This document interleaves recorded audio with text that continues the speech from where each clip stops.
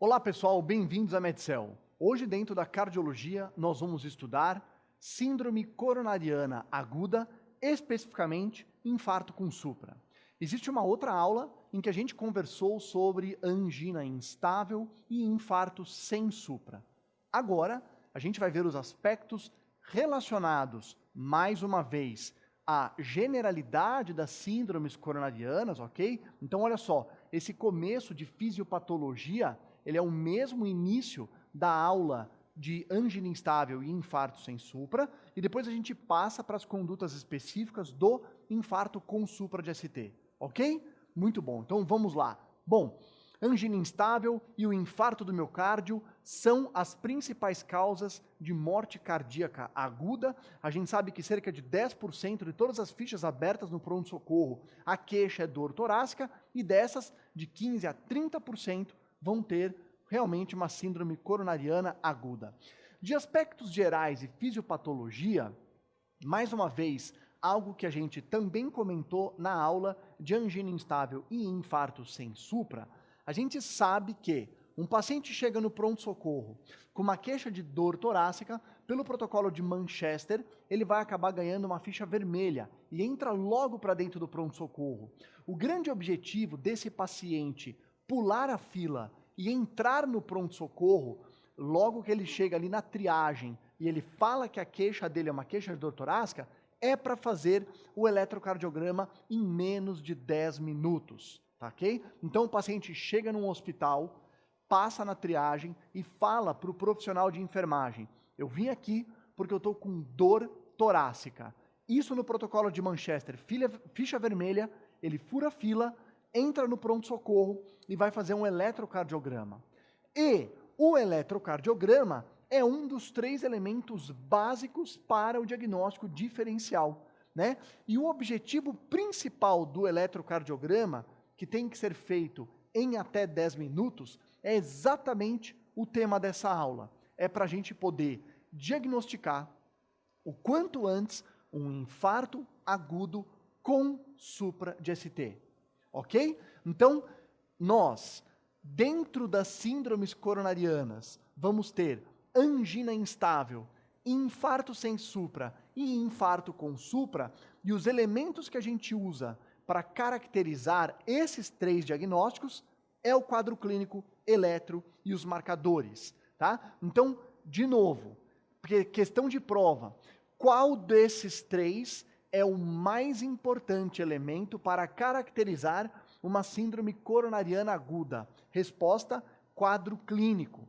Por quê?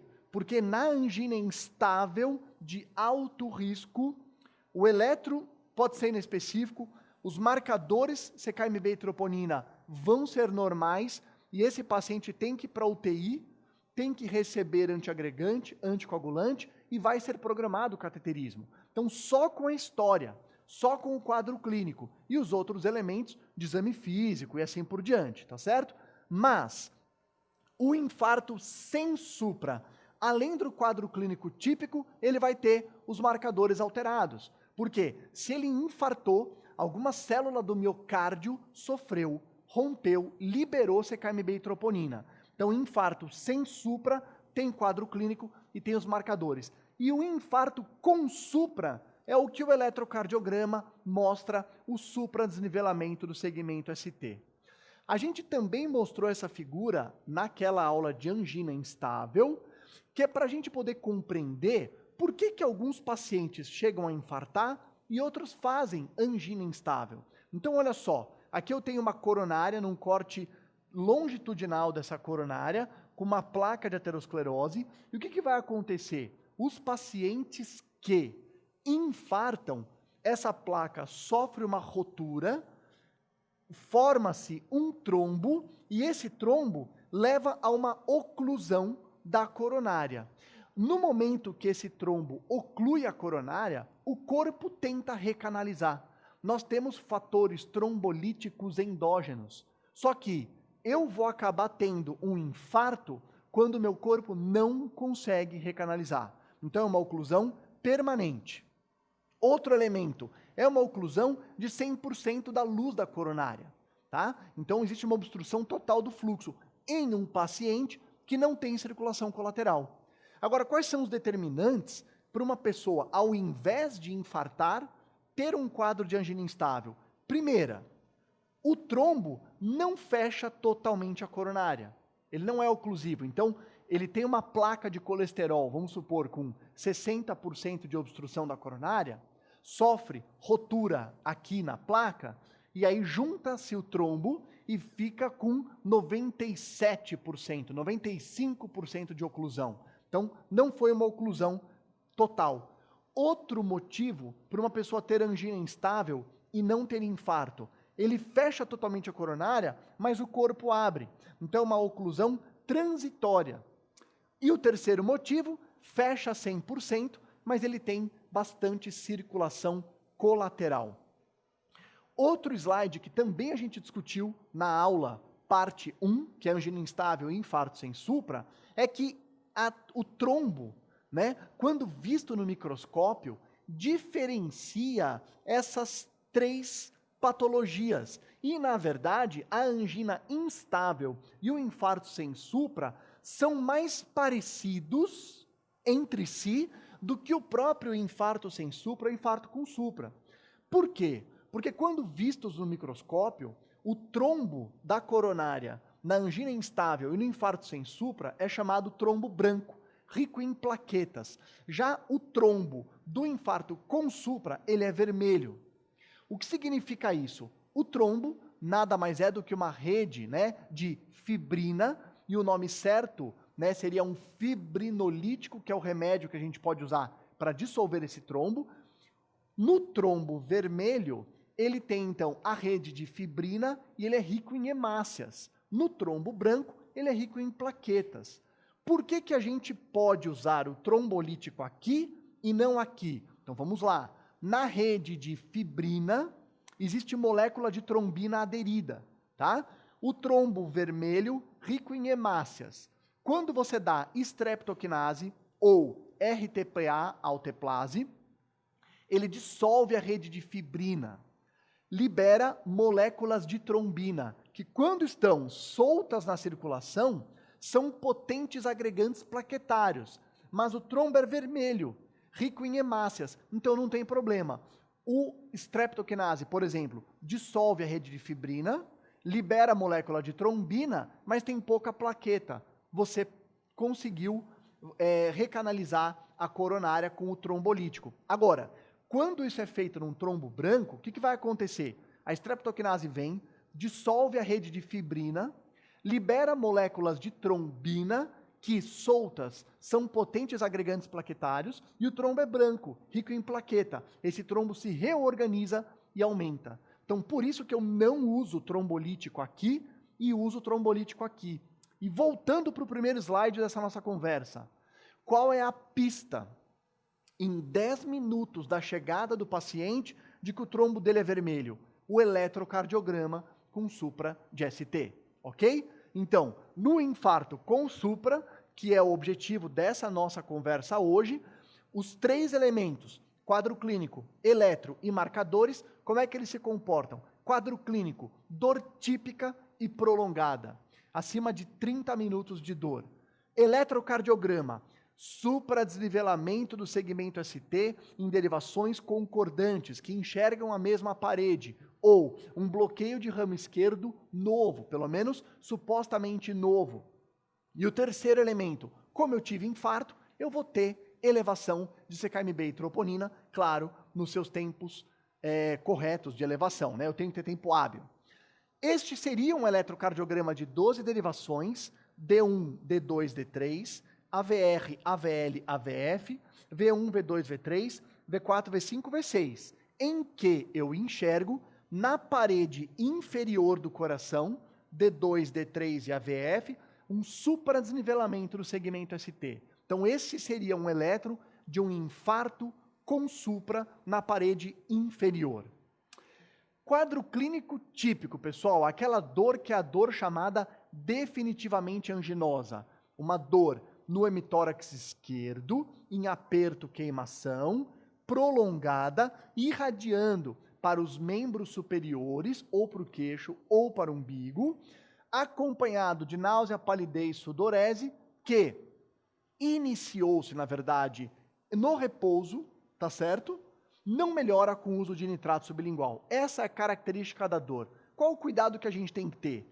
Alguns pacientes infartam sem ter dor torácica típica, ou até sem ter dor torácica nenhuma. Quem são esses pacientes? Idosos, mulheres e pacientes com diabetes. Então, para esses pacientes, a gente fica atento aos equivalentes isquêmicos, que é dispneia, síncope, tá certo? O paciente chega com algumas manifestações, arritmias cardíacas, que eu posso ficar preocupado e suspeitar que possa ser uma síndrome coronariana nesses pacientes. Exame físico. O exame físico, ele, na grande maioria dos pacientes, vai ser normal, mas quando ele traz algumas alterações, dão pistas para nós da gravidade. Então, uma delas é a presença da quarta bulha. A quarta bulha, que é a chamada bulha atrial, é o final da diástole, né? É a última fase da diástole, quando os átrios contraem e terminam de encher os ventrículos. Quando um paciente está em fase de infarto, a isquemia diminui a complacência dos ventrículos. Então, na hora que ele tem a contração atrial, o ventrículo não acomoda bem esse sangue, surge a quarta bulha. E a ausculta pulmonar é, por incrível que pareça, a ausculta mais importante no caso do infarto, né? Por quê? Porque ela permite a gente classificar os pacientes em KILIP 1, 2, 3 e 4, que é uma classificação feita baseado na clínica na ausculta pulmonar. Então, KILIP 1, ausculta pulmonar normal. Então, você examina o seu paciente, ausculta o pulmão limpo. Ele é um infarto agudo do miocárdio, KILIP 1. KILIP 1 associado à melhor mortalidade, né? A melhor sobrevida, né? A menor mortalidade. KILIP 2, já tem estertores crepitantes em bases. KILIP 3, os estertores crepitantes já ocupam metade de ambos hemitórax. KILIP 4 é o edema agudo de pulmão com choque cardiogênico. Caso gravíssimo, altíssima mortalidade, só visto pelo exame físico, pela ausculta pulmonar. Outro elemento também do exame físico, relacionado à ausculta cardíaca, é a pesquisa, a gente vai ver de novo no final da aula, de complicações mecânicas. Então você pode auscultar um sopro de uma CIV ou um sopro de uma insuficiência mitral aguda, por conta também do infarto agudo do miocárdio. Tá? Então aqui seria a evolução de um eletrocardiograma, D1, D2, D3, AVR, AVL, AVF, e algumas das derivações precordiais. Só para chamar a atenção de que em D1, em AVL, que enxergam a parede lateral alta do coração, e ali em V4, V5, V6, a parede lateral, esse paciente tem um supradesnivelamento do segmento ST. A sensibilidade, pessoal, do eletrocardiograma é de 85%. O que é isso, né? Como é que a gente fala, do ponto de vista prático, sensibilidade de um exame? Então, 85% significa que eu posso ter 15% de pacientes que vão infartar e o eletrocardiograma é normal. Então ele não tem poder suficiente para você pegar um eletrocardiograma normal e falar, não tem nada. Né? Se ele tivesse esse poder, ele teria uma sensibilidade de 99%, de 100%. E quanto maior a sensibilidade, mais eu acredito no exame normal. E a gente usa, em geral, esses exames para triagem, né? Justamente para isso. Então, o eletrocardiograma, ele é fundamental para mostrar para vocês arritmias, distúrbio de condução e, o mais importante de tudo, a presença de supradesnivelamento do segmento ST. Mas um eletrocardiograma normal não deve desencorajar vocês da suspeita de um infarto agudo do miocárdio. Por isso que a gente faz eletrocardiograma seriado. O paciente também pode mudar o eletrocardiograma durante a avaliação. E os marcadores, que são o terceiro tripé, são a CKMB e a troponina, que são liberados pela célula cardíaca quando esse paciente infarta. Algumas considerações interessantes, pessoal. Primeira, precisa de um tempo hábil. Olhem que interessante esse gráfico. Que história que conta esse gráfico? Esse gráfico conta a seguinte história.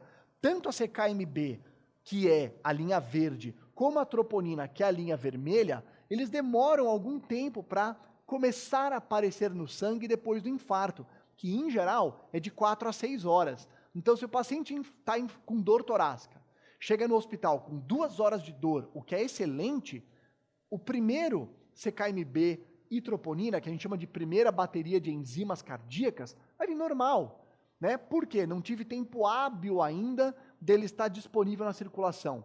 Aí ele vai subindo, tem um pico aqui, né? Próximo de umas 18 horas, entre 12 e 18 horas. Depois ele vai caindo. A CKMB, que é a linha verde, cai mais rápido, em 2 dias ela normaliza, e a troponina dura até uma semana para normalizar.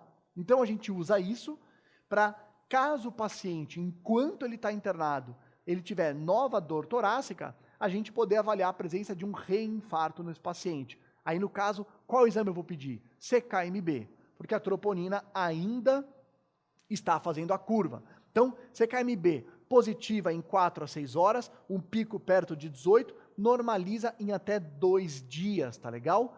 Troponina, o mesmo comportamento, existe um kit chamado troponina ultrassensível, que positiva antes, tá? E aí já ajuda bastante a gente. E tem uma outra consideração interessante, pessoal, sobre troponina. O kit laboratorial da troponina, tá? É específico para troponina cardíaca, tá? Então, não existe, teoricamente, falso positivo. O que eu quero dizer? Toda vez que a troponina que você pede no laboratório, que é a troponina cardíaca, vem positiva, ela é do coração. O que é verdade é que isso não significa que sempre é um infarto. Então, por exemplo, o paciente pode estar em sepse e pode ter uma má perfusão miocárdica. Ele vai subir troponina, mas não significa que ele teve sepse mais infarto.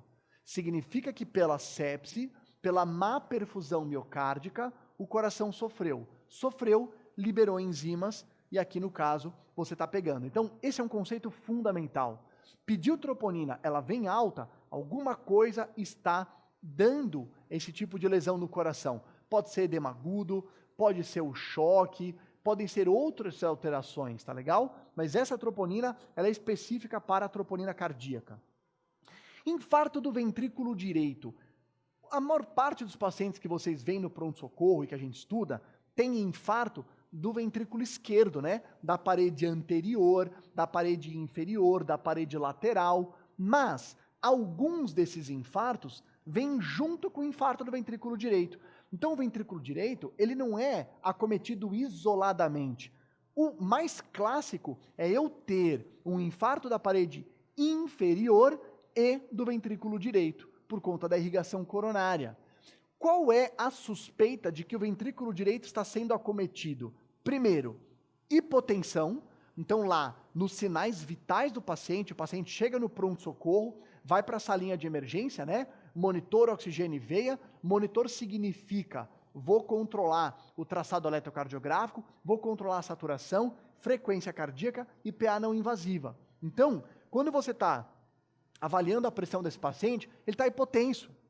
Aí você fala, opa, é um infarto. Ele está hipotenso? Será que ele está evoluindo para choque cardiogênico? Se ele estiver, ele vai ter congestão pulmonar.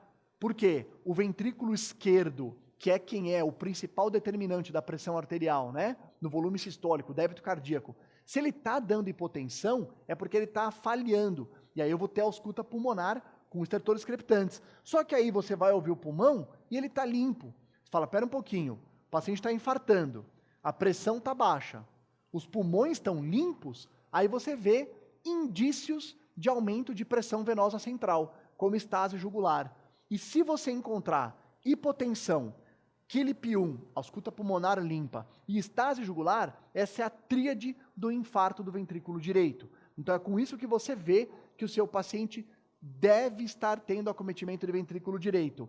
No eletrocardiograma, aí você solicita para fazer as precordiais direitas, porque você normalmente fez V1, V2, V3, V4, V5, V6. Aí você vem para o lado direito e faz V3R e V4R, na mesma linha do V3 e do V4.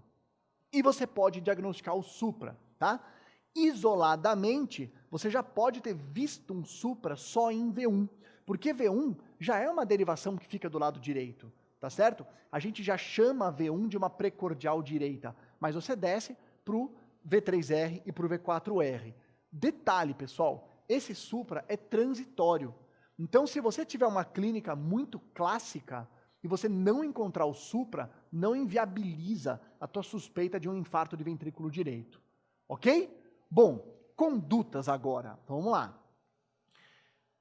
Muitos pacientes que têm o infarto agudo do miocárdio com supra de ST e que têm morte súbita na fase ali pré-hospitalar, ela acontece por fibrilação ventricular. Então, pessoal, olha só, de todo mundo que morre, né, 50% acaba tendo a morte súbita na parte pré-hospitalar. E por isso que aqui entra também todo o estudo do BLS, o uso do DEA, desfibrilador externo automático, para conseguir chocar esses pacientes, tirar eles da parada cardíaca e trazê-los até o hospital para a conduta específica do infarto agudo do miocárdio. Paciente chegou no hospital, então, passou pela triagem, eletrocardiograma, supra. O médico foi avaliar o paciente e viu que ele tem, então, um supradesnivelamento do segmento ST, mais história típica. Ele sabe que ele vai pedir exames laboratoriais, incluindo as enzimas, só que vai demorar algum tempo para chegar, pelo menos 1, 2 horas. Você não vai esperar. Claro que você já vai tomar conduta, que é o que a gente sempre falou, né, há bastante tempo, que você não precisa ter os 3 elementos. Você, com quadro clínico e eletrocardiograma, já vai desencadear o tratamento todo do infarto com supra de ST. Então ele vai ir para a UTI do pronto-socorro, para a sala de emergência. Por que para a sala de emergência? Porque ele é um paciente de risco para evoluir para instabilidade hemodinâmica, para parada cardíaca. Monitor oxigênio veia, né, do ACLS, e aqui entra aquela sequência de medicações. Então, morfina como uma medicação que vai melhorar a descarga adrenérgica, a ansiedade, a dor torácica. Oxigênio para todo mundo nas primeiras horas, depois só para quem ficar com saturação reduzida. Nitrato, se ele tiver ainda com dor e em especial com pressão alta. Sendo que, se ele tiver numa emergência hipertensiva, ao invés do nitrato, você vai usar nitroglicerina endovenosa, né? Aspirina para todo mundo, exceto quem tem alergia como contraindicação. Mas a aspirina sozinha reduz cerca de 30% da mortalidade de uma pessoa com infarto. Então ela é fundamental para a condução dos pacientes. Além da aspirina, um segundo antiagregante plaquetário, que a gente discutiu isso muito na aula de angina instável e infarto sem supra, né? Porque lá o trombo branco era fundamental a gente frisar nos antiagregantes plaquetários. Mas aqui eu também vou usar. Qual dos antiagregantes plaquetários, né? Os inibidores da ADP? Clopidogrel, prasugrel ou ticagrelor? Então vamos lá. Se você for usar o fibrinolítico, só pode ser o clopidogrel, porque não tem estudos de prasugrel e ticagrelor com fibrinolítico, só com angioplastia primária. Se você for usar angioplastia primária para esse paciente, você pode usar o clopidogrel, se for o remédio que você tem disponível, mas você pode indicar o prasugrel e o ticagrelor, sendo que o prasugrel, tomar cuidado com pacientes idosos, pacientes que já tenham tido AVC prévio e pacientes com peso menor de 60 quilos, né? São as bandeiras vermelhas do prasugrel. Então, o que muitos hospitais fazem? Foi para angioplastia primária, aspirina e ticagrelor. Foi para fibrinolítico, aspirina e o clopidogrel. Beta-bloqueadores, no passado, todo mundo com infarto ganhava metoprolol endovenoso, beta-bloqueador. Aí teve um estudo chinês, COMET, que mostrou que dar beta-bloqueador para todo mundo aumenta a mortalidade por choque cardiogênico. Então, ele é ótimo beta-bloqueador. Ele atua como antiarrítmico, ele diminui mortalidade, mas com cuidado, porque se você der para o paciente que tenha alguma pista de estar evoluindo para disfunção do ventrículo esquerdo, ele acaba ajudando esse paciente a ter choque cardiogênico. Então a gente vai ver as contraindicações do beta-bloqueador. Os anticoagulantes, como enoxaparina e outras medicações. Então vamos ver, pessoal, e essas tabelas são todas a nossa diretriz da Sociedade Brasileira de Cardiologia, para a gente contemporizar. Então, oxigênio para todo mundo, né? Depois, você vai dar nas primeiras 3 a 6 horas para os pacientes, todo mundo, e depois só para quem ficar com uma saturação abaixo de 90%. Aspirina para todo mundo, clopidogrel em associação, tá aqui a dose de ataque, depois a dose de manutenção, 75 miligramas, que é um comprimido, então aqui são 4 comprimidos que a gente dá para esse paciente, tá legal? A enoxaparina, como anticoagulante, ou a heparina convencional, não fracionada. Lembrando só que pode ser uma ou outra. A heparina convencional tem que controlar o coagulograma pelo TTPA. O que você nunca pode fazer é trocar a classe das heparinas, ok? Então, fundamental a heparina ou enoxaparina, que seria a heparina de baixo peso molecular, em especial quando você vai usar o fibrinolítico para esse paciente. Muitas vezes, quando eu uso angioplastia primária, você tem esse paciente recebendo tudo isso, mas logo depois que ele volta do cateterismo, ele já não tem mais a continuidade da heparina, né? Coisa que quando vai com fibrinolítico, ele ainda permanece. O nitrato, nós já falamos as considerações, beta-bloqueador. Então, olha só, beta-bloqueador nas primeiras 24 horas para um paciente de baixo risco de choque cardiogênico. Indicação perfeita, né? Então, por que a nossa diretriz chama essa atenção? Cuidado com o risco de choque cardiogênico para os pacientes, por conta do COMIT. Então, aqui para relembrar, essas são as contraindicações para a gente não usar o beta-bloqueador. Frequência cardíaca está menor que 60, a pressão arterial sistólica menor que 100, o intervalo PR acima de 240 milissegundos, quer dizer, está aumentado, ou então eletrocardiograma ou monitorização mostrando a ocorrência de bloqueios atrioventriculares de segundo ou terceiro grau, história de asma, DPOC, que entra na contraindicação por conta do receptor beta-2 que está no pulmão, doença vascular periférica por conta, né, do receptor beta-2 vascular ser vasodilatador, disfunção ventricular grave e o paciente maior ou igual a CLIP2. Então, pessoal, teve ausculta pulmonar com estertores, seguro beta-bloqueador, tá certo? IECA, a gente vai usar para todo mundo, principalmente quando você sabe que o paciente tem diabetes, ou tem uma doença renal, ou é um paciente já determinado que tem disfunção ventricular. Eu não estou passando por todos os elementos da tabela, porque não precisa, ok? Primeiro, ela está nas nossas diretrizes, né? E segundo, não é o ponto fundamental para relembrar vocês nas aulas. Os pontos fundamentais a gente está relembrando. Esses são todos os trabalhos relacionando o uso do IECA nos pacientes com síndrome coronariana, né?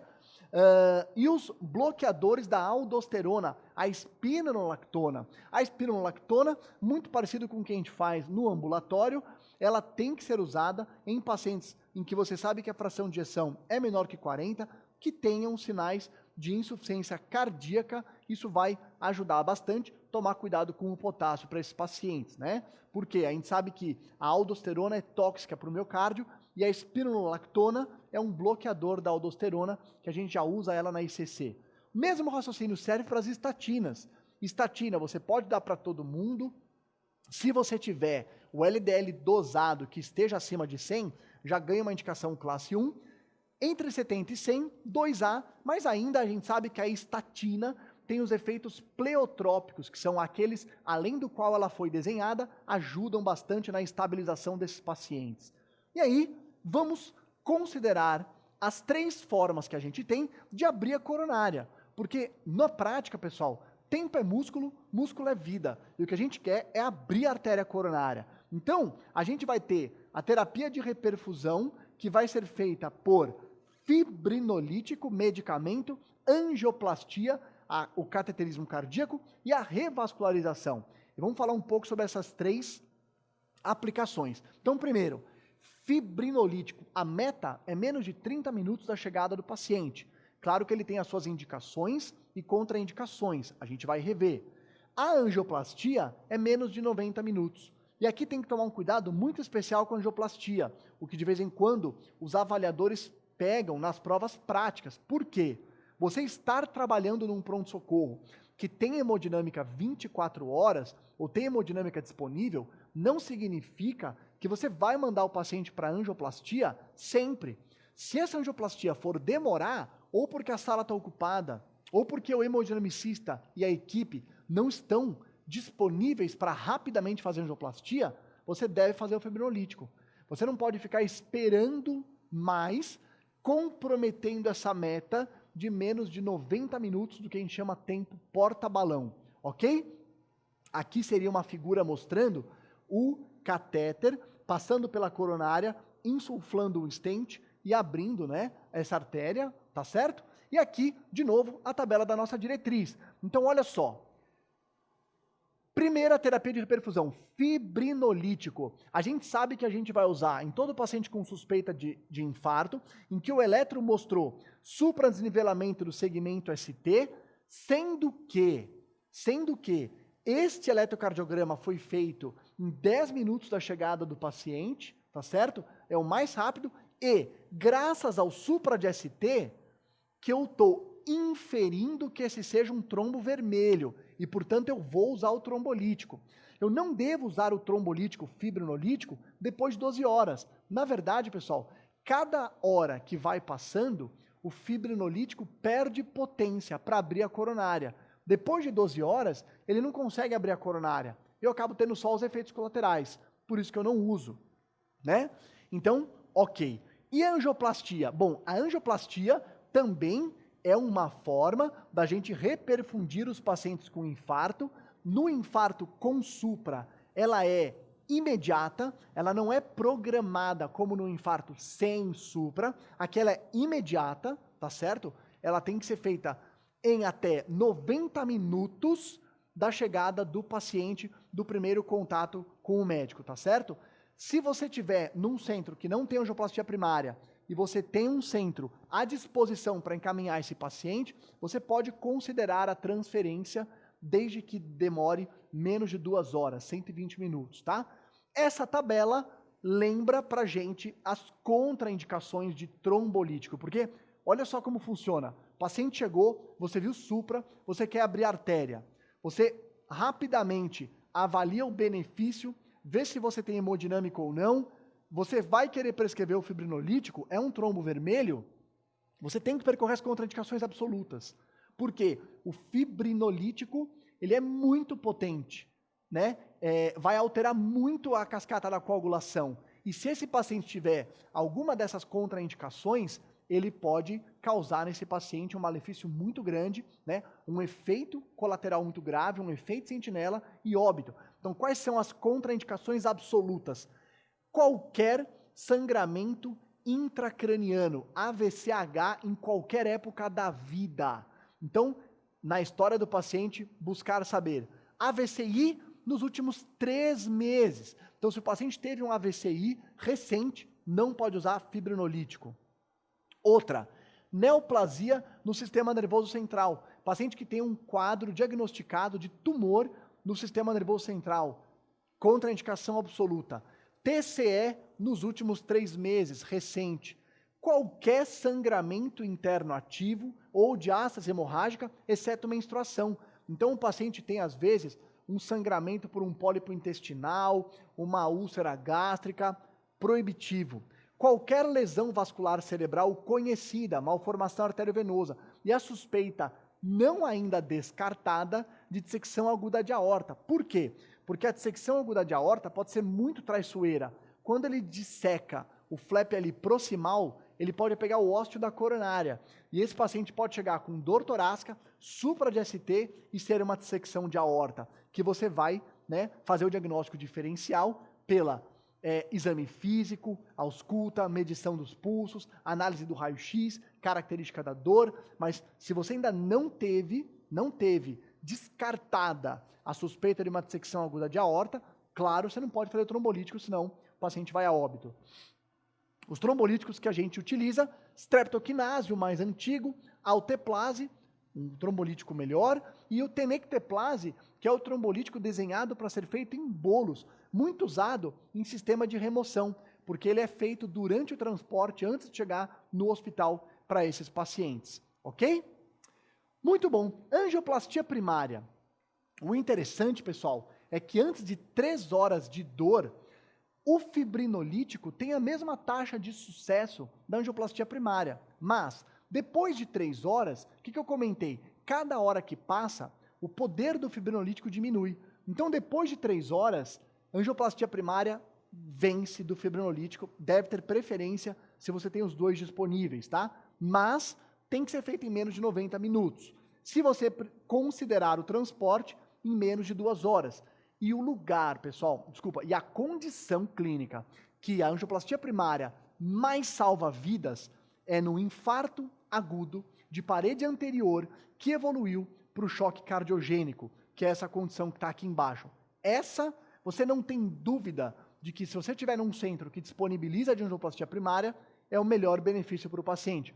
Porque é um caso gravíssimo e muitos desses pacientes vão para a angioplastia primária e lá na hemodinâmica já colocam um balão intraórtico, que é um dispositivo que aumenta a perfusão coronária, né? Então, essa é a indicação perfeita de livro, tanto para fazer a angioplastia primária e a colocação do balão intraórtico, ok? Na nossa tabela, então, tá lá, intervenção percutânea. Outra coisa que de vez em quando cai nas provas escritas e às vezes nas discussões teóricas, a chamada angioplastia de resgate. Às vezes você tem pacientes que fizeram fibrinolítico, mas que não melhoraram. E você vê que ele não melhorou porque ele está tendo sinais clínicos de falência ventricular, que é o KILIP, ou arritmias, pior hemodinâmica, ou persistência da dor e elevação do supra. Então esse paciente fez fibrinolítico, mas eu não tenho critérios de sucesso, nem clínicos, nem no eletrocardiograma. Então eu mando esse paciente para a chamada angioplastia de resgate. E aqui tem um outro tema também fundamental nessa matéria, que são os critérios de reperfusão. Se você fez angioplastia primária, o hemodinamicista vê a artéria abrindo. O assunto é encerrado. Agora, se você usou streptokinase, ou alteplase, ou tenecteplase, como é que você sabe que aquele fibrinolítico conseguiu abrir a artéria? Então tem os critérios de reperfusão. O primeiro, melhora da dor. Ele é subjetivo, porque o paciente recebeu morfina, porque também tem a variabilidade interpessoal. As pessoas referem diferente, né, a dor. Tem um outro que é o pico precoce de enzimas. Só que esse só vai me ajudar lá na frente, quando eu estiver fazendo a coleta de enzimas seriadas. A arritmia de reperfusão, que são alguns batimentos idioventriculares que vão aparecer, e até o ritmo idioventricular acelerado, também não são muito frequentes. Então, o mais importante critério de reperfusão é a diminuição de 50% do supra na parede que ele chegou com infarto agudo do miocárdio. Esse é o principal critério de reperfusão, além do critério clínico. Como é que está o escuta pulmonar, como é que está o paciente, tá certo? Muito bom. Balão intraórtico, recomendação classe 1, choque cardiogênico. Paciente com infarto agudo do miocárdio, que evolui com choque cardiogênico, o ideal, vai para a hemodinâmica, abre a coronária, coloca balão intraórtico. De novo, o infarto com choque cardiogênico, altíssima mortalidade. Essa é a chance que o paciente tem de conseguir diminuir esse risco de morrer, tá certo? E por fim, a revascularização. Então, quando é que a gente utiliza da cirurgia cardíaca no paciente com infarto agudo do miocárdio? Quando eu tenho um infarto e complicação mecânica. Esse é o mais indicado. Então, o paciente chegou infartado e você tem ausculta de CIV, comunicação interventricular, por conta da isquemia, do infarto, ou insuficiência mitral aguda, ou rotura miocárdica, né? A rotura miocárdica. Então, são as complicações mecânicas que fazem com que esse paciente saia do PS e vá para uma cirurgia cardíaca de emergência. Claro, se o paciente foi para angioplastia primária e lá viu que o cateterismo não consegue abrir a artéria e tem lesões passíveis de indicação cirúrgica, também vai ser uma indicação, ok? Então aqui, revascularização, principalmente das complicações mecânicas, outras, lesão de tronco de coronária esquerda, né, no paciente quando estiver lá, que entra dentro daquele item de estar na hemodinâmica e ver alguns tipos de lesão que são melhor resolvidas pela cirurgia. E pacientes com instabilidade hemodinâmica e grande área de risco, tá legal? Persistência de choque cardiogênico com anatomia desfavorável para angioplastia, quer dizer, não dá para resolver pela angioplastia, fez o cateterismo, conhece toda a anatomia coronariana, então ele vai para cirurgia cardíaca. Perfeito? Bom, pessoal, essa foi a revisão dos temas relacionados na síndrome coronariana ao infarto agudo do miocárdio com supra. Muito obrigado e até a próxima.